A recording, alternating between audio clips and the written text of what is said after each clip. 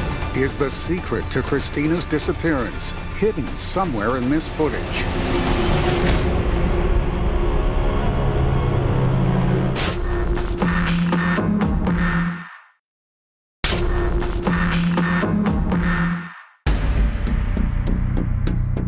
Five days after Christina Morris's disappearance, police officers want to see if her friends' accounts of the evening check out. They say they met at Paulina Petrowski's apartment and at 11 p.m. headed into town. You see a group of individuals walk along storefronts as they're headed to a bar. Take it back. And you can see the figures and what they're wearing. Christina was wearing a skirt that was pretty unique and identifiable. Christina is with her friends Paulina and Enrique. The fourth person is identified as high school friend Sabrina Boss. That footage was reviewed time and time again to see if there was any sort of body language that could show any tense moments or any disagreements between one person and another. It seems very upbeat. No one is upset. It's very casual. The footage appears to back up everything Christina's friends have told police. All of the friends end up back at Paulina's apartment after the bar, and they stay there until about 3 or 3:30 in the morning, and that's when Christina leaves with Enrique. Detectives now want to see if any cameras captured Christina and Enrique walking to their cars. There's a hair salon located between Paulina's apartment and the parking garage where they had parked that night.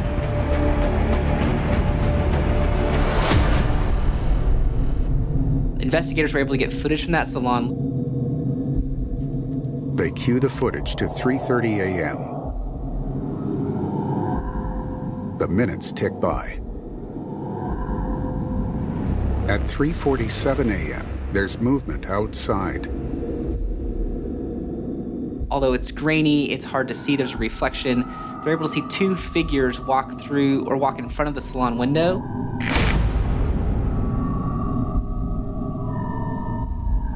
It's impossible to make a positive ID. But just a few yards further down the street is an ATM. Investigators switch cameras. There's a bank on the corner of Parkwood and Legacy, and Paulina lives off of Parkwood. And in order to walk from Paulina's apartment to the garage, you would pass directly by the bank. They spool forward to 3:45 a.m. and watch closely.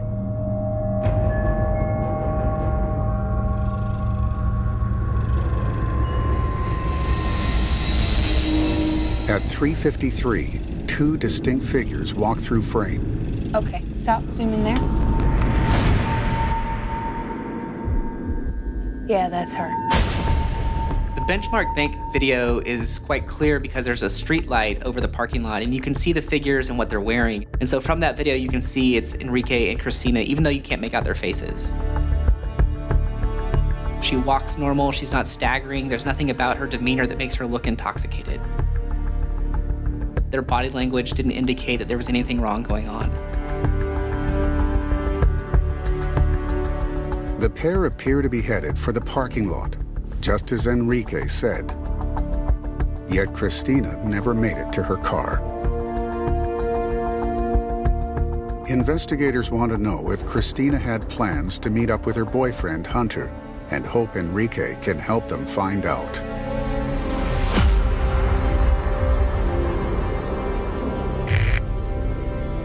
Enrique confirms that he and Christina left Paulina's party at the same time. Then after that, we just walked from the apartment to the end of the apartment complex, and we split. Can you tell if that's you and her walking? Yeah. It is? I think so, yeah. Okay. Would you be willing to go over to show us kind of the route that you guys took? Yeah. Okay. You drive a Camaro. Mm-hmm. And what color is it? Gray. Gray Camaro? Mm-hmm. Okay. Detective Stan now turns her attention to Christina's fight with Hunter. Do you know anything about them arguing or fighting or breaking up or anything like that? Enrique does, however, recall Christina making a phone call. She sounded like she was raising her voice. She was raising her voice? Yeah, sounded like she was getting upset, but that's about it. I didn't really... But not like crying, or just like mad or yeah, just mad. Mad? Yeah. The phone call confirms witness accounts that Christina and Hunter argued that night, but Enrique can't recall any more details. Are you sure you don't remember anything that Christina was saying at all? I really don't. I wasn't paying attention, to be honest. Okay. Unable to help further, Enrique is free to go. Thank you for being cooperative. No, it's no problem. It's okay.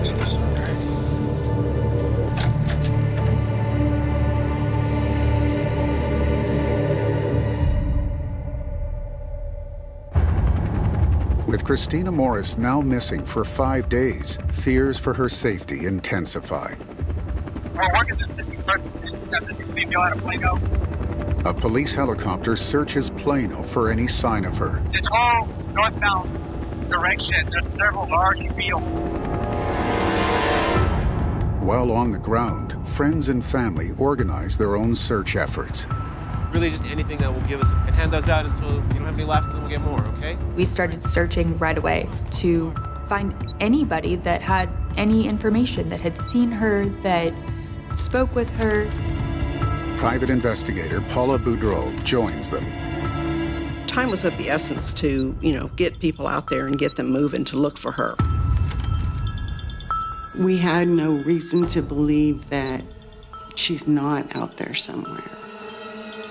That's all we had, all of us, was that hope. At the same time, detectives release footage to local news channels, hoping someone knows where Christina is. I'm looking for Christina. It's just that one little lead, that one, somebody who might have seen something. That's very, very important. But it seems Christina has vanished without a trace. So detectives hope her phone records can provide fresh leads. They confirm she called her boyfriend Hunter Foster several times on the night she vanished and hasn't used her phone since. But Hunter is still off the radar. Christina's boyfriend isn't being cooperative and he's not being responsive. And this day and age with cell phones and people in their 20s constantly being on their phones, it's a bit odd.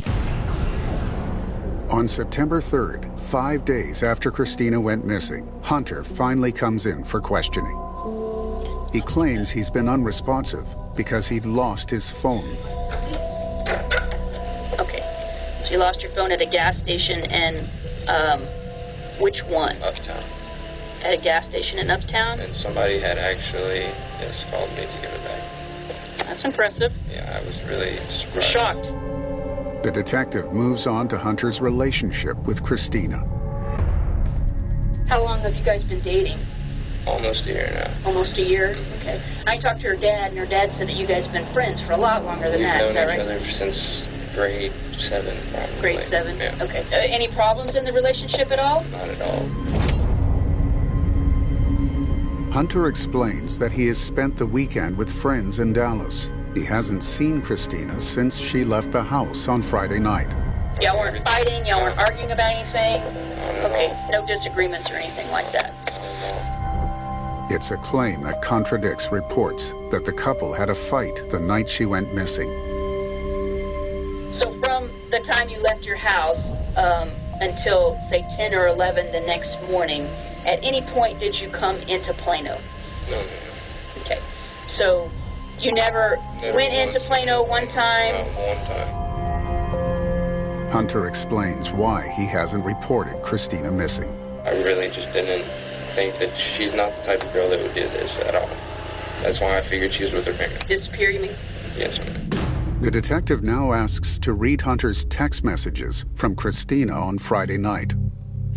Why can't you answer my call? I could give a what you're doing. Just answer me. I feel like a psychotic. I'm sorry. I really am sorry, but why can't you talk to me? Good night. I hope you're okay because I'm not. Phone's dead. The text messages that Christina sent to her boyfriend, It contradicts what he said, that there was no problems, that they weren't in a fight. Those text messages show that Christina Morris was upset with her boyfriend. The detective wants a copy of all Hunter's cell phone data.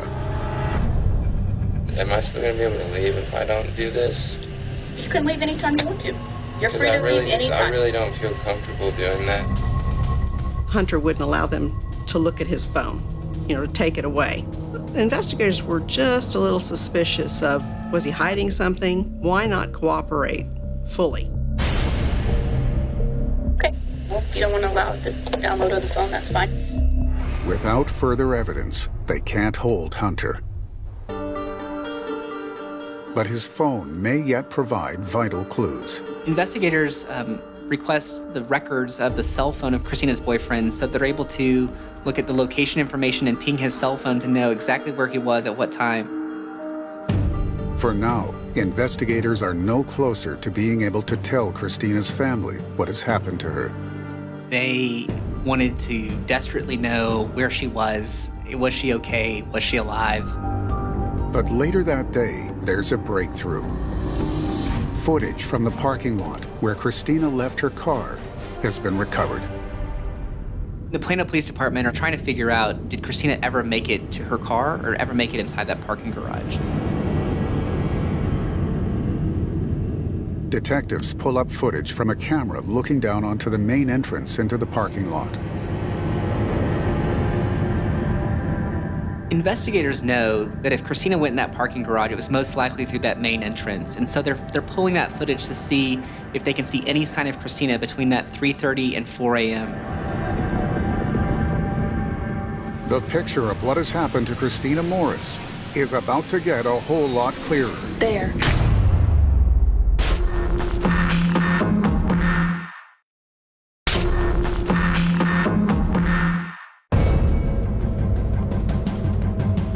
Detectives from Plano Police Department have recovered CCTV from the parking garage where Christina Morris disappeared. Did you play that back? Just before 4 a.m. on the parking garage security camera, you see two figures and walk down the middle of the driveway. You can tell that on one side is Christina. She's wearing the same thing that she was seen wearing in the other surveillance videos. The other person is Enrique Arochi. Enrique says it was here that he last saw Christina. Enrique had told the Plano Police Department that they had split ways and parked in separate parking garages. But police watch Enrique walk with Christina right into the garage where she parked. All right, do you have another clip? They switch to an interior camera, located right beside Christina's car. Inside of the garage, there's a camera mounted at the ceiling that looks straight forward down one row of parking. And they're able to see a glimpse of some movement inside the garage. There. Christina's car is located just off screen to the right. You can see lights flashing, as if somebody was to hit their key fob to unlock their doors. Detectives replay the footage. But to their frustration, the view of Christina's car is blocked. They are only feet away from where Christina may be walking, but they can't see anything, and so we don't know what's happening. There's one further camera that might give detectives the shot they need. There's a camera mounted on the back side of a bank just outside the garage that is only activated upon motion. So when a car or a person walks in front of it, it activates and records just a short segment. It's pointing towards Christina's car.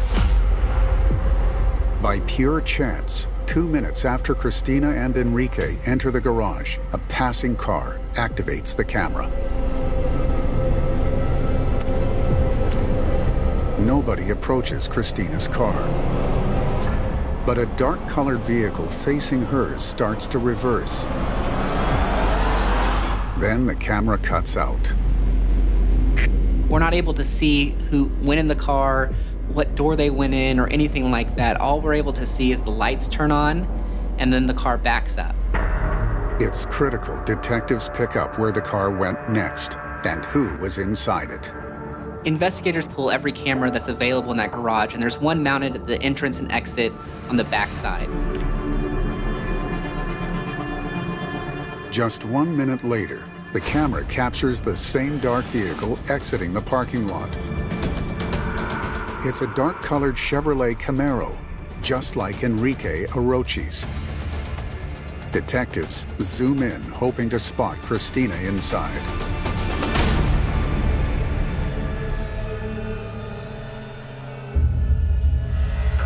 Ultimately, it was impossible to see who was behind the window.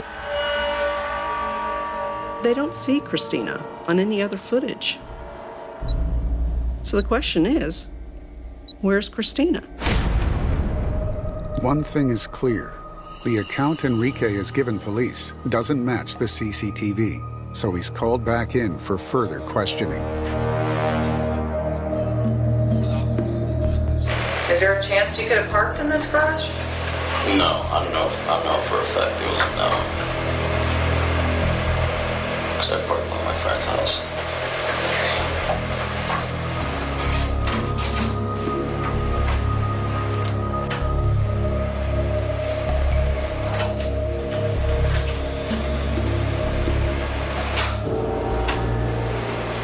Is that your car? Yeah. Something's wrong, Enrique. This picture is in that garage. That picture is taken of you walking in that garage with Christina, and that's your car coming out of that same garage. That's not your car coming out of this garage. That's your car coming out of this garage. So, I guess I parked there after I parked here in the first place. I know for a fact. okay. I could have moved it there when we went back to Sparky's or something. I'm not sure. You walked in there. We got a picture of you guys walking in there together. I mean, what happened? You can't remember which way she went in the garage? I went to my car, I guess, and she went the other way. Enrique tells the police officers that he was too drunk, that he, unfortunately, because of his intoxication, he couldn't remember where exactly he parked and when exactly he split ways with Christina. I drank more than I said. So. You did?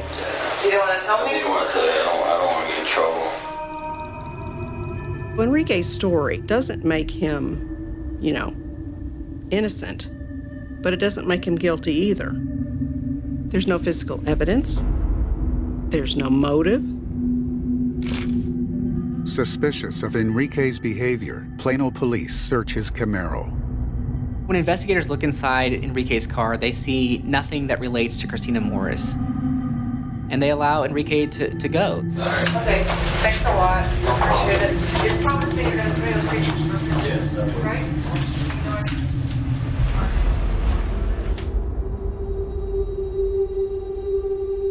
On the outskirts of Plano, volunteers gather to search the surrounding wilderness for Christina.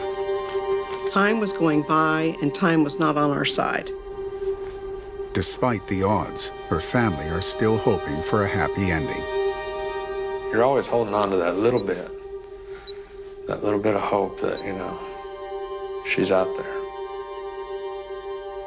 You're gonna find her. And he searched for her, and searched for her, and searched for her. I don't know how that's humanly possible, but that's how much he loves her. At Plano Police Department, the investigation is at risk of stalling. The two lead suspects in the disappearance of Christina Morris would be Hunter Foster and Enrique Orochi. Yet police don't have enough on either suspect to make an arrest. In need of new leads, they return to the footage. Police are looking for anyone that may have entered or exited or driven near the garage at the time of Christina's disappearance to see whether they're a witness or whether they're the perpetrator. Suddenly, they spot something. That.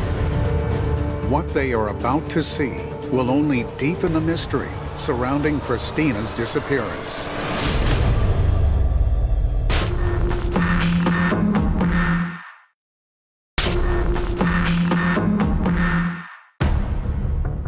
Plano police have 2 suspects denying any involvement in the disappearance of Christina Morris. Desperate for more evidence, they revisit the cameras from the lot where Christina was last seen. They cue footage to 3:58 a.m., the time Enrique's car left, and let it play. At 4:08 a.m., a car enters frame. A green Kia enters the garage and kind of circles around. That raised their attention because it's the time of night where there's not much activity in the garage. They switch to an exterior camera. The same distinctive Kia circles the parking garage. The police look for any identifying characteristics, the license plate, the driver, or anything like that. But it's impossible to make out a license tag. It's imperative detectives find the Kia's driver. Yeah, I'm gonna need you to ID a car. They're looking to know if that person is a witness or possible suspect related to Christina's disappearance. Investigators reach out to local cab businesses in the hope one of them recognizes the vehicle. Those drivers are known to circle around the garage and the areas to look up to pick up their passengers. It's a long shot, but one company does come forward.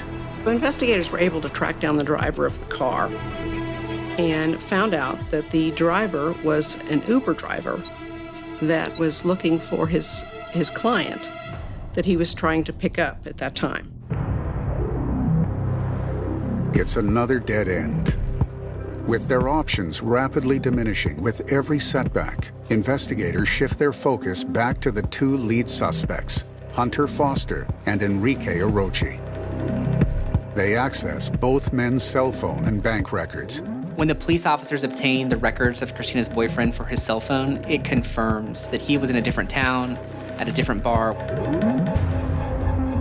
Hunter was telling the truth when he said he was in downtown Dallas, and that was corroborated with witnesses that were with him at the time that Christina went missing. Hunter Foster is ruled out of the investigation, making Enrique Orochi the prime suspect. There isn't enough evidence to arrest him, but detectives hope his bank records may give them the lead they need. The Plano Police Department wanted to know exactly what he was doing and where he was on those critical hours following Christina's disappearance. They reveal that 6 hours after he left the parking lot, Orochi visited a car wash, followed by a gas station. That's an extremely important detail and also something that's very suspect of someone who may be trying to cover up or hide what sort of involvement they had. Detectives head straight over to try to recover any CCTV footage. They strike out at the car wash, but the gas station has cameras overlooking the pumps. All right, let's see what we got.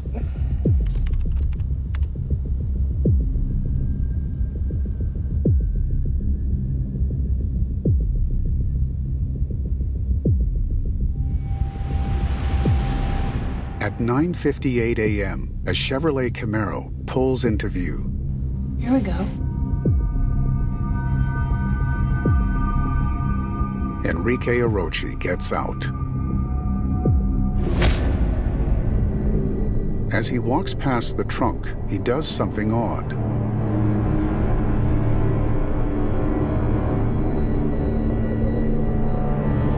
What's he doing? As he goes by, he actually does a double take, almost that he noticed something or something caught his eye. They switch angles and see Enrique grab a rag and clean the passenger door handle. Then he picks up a squeegee. Most people use a squeegee to clean their windshield.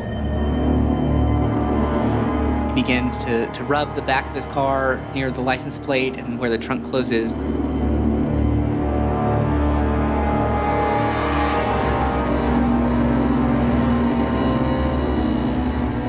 very bizarre behavior. Because it's just hours after Christina went missing, investigators believe that whatever he's trying to clean relates to Christina Morris and her disappearance.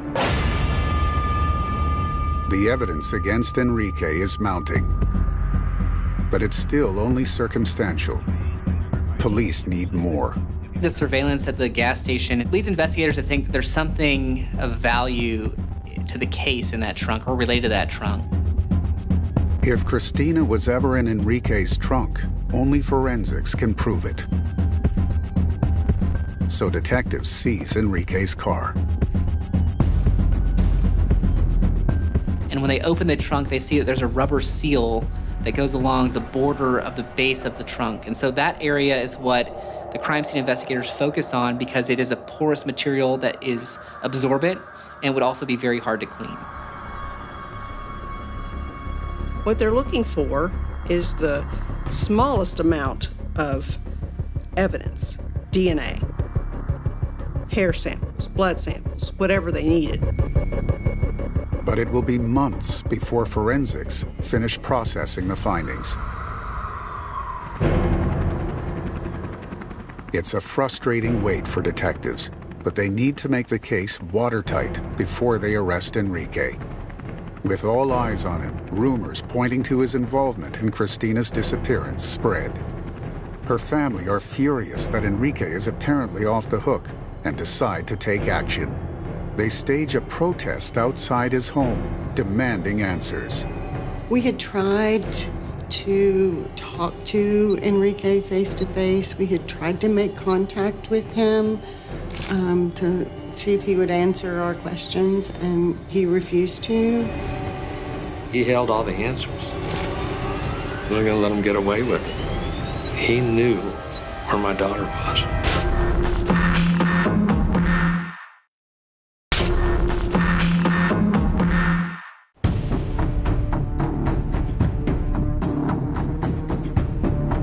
Enrique Arochi is the prime suspect in Christina Morris's disappearance and possible murder.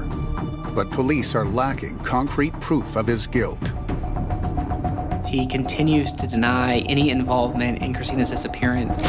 Then, after several agonizing months, the DNA results from Enrique's car come back.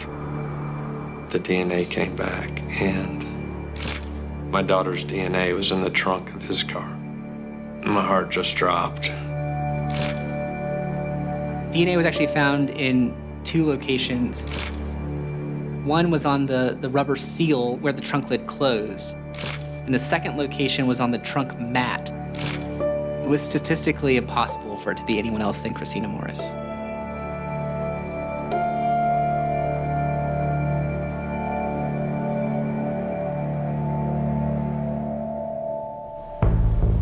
Still, detectives face an uphill battle to charge Enrique with murder.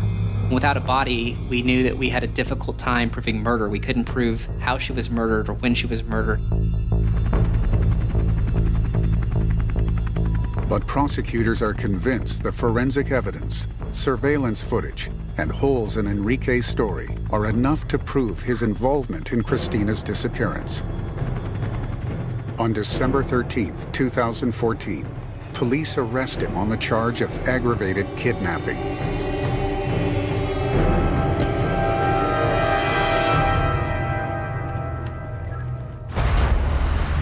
Enrique maintains his innocence, so the case goes to trial.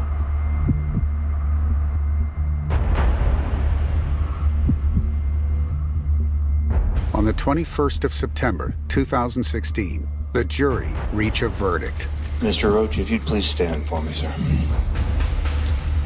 Verdict form reads as follows. We, the jury, find the defendant guilty of aggravated kidnapping as charged in the indictment. Enrique was found guilty of the first-degree crime of aggravated kidnapping, and he was sentenced to a life sentence.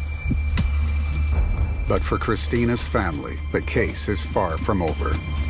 We needed people to understand that, yes, he's guilty, and yes, he's going to prison, but where is she? We still don't know.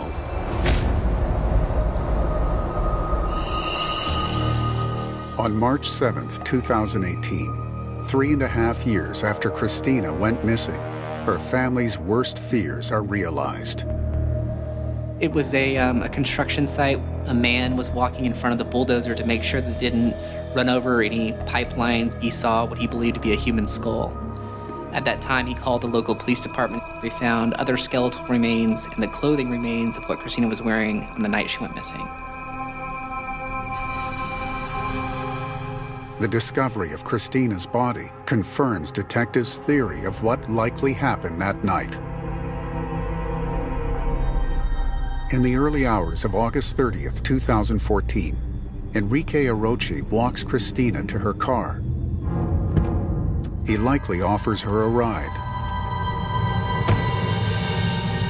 We believe that she got in the car willingly, but it perhaps or likely was under false pretenses, that he lied to her and said he would take her home or take her to see her boyfriend.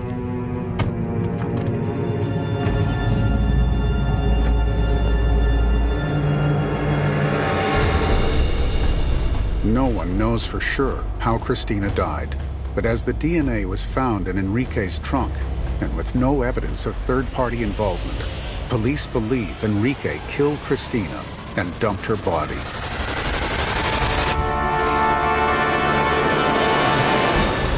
Prosecutors are still deciding whether to pursue a murder charge. Due to the difficulty in proving the aggravated kidnapping the first time, it wouldn't be much easier to prove the murder case. And because it wouldn't extend his sentence past a life sentence, the reward in pursuing a murder charge is very minimal. Christina's family are finally able to put her to rest. There's some measure of peace in the fact that we do have her, that she is found. We have a place to go now to be with her and talk to her, but this isn't the way we wanted it to end. There's not a day that goes by I don't look at something that reminds me of her.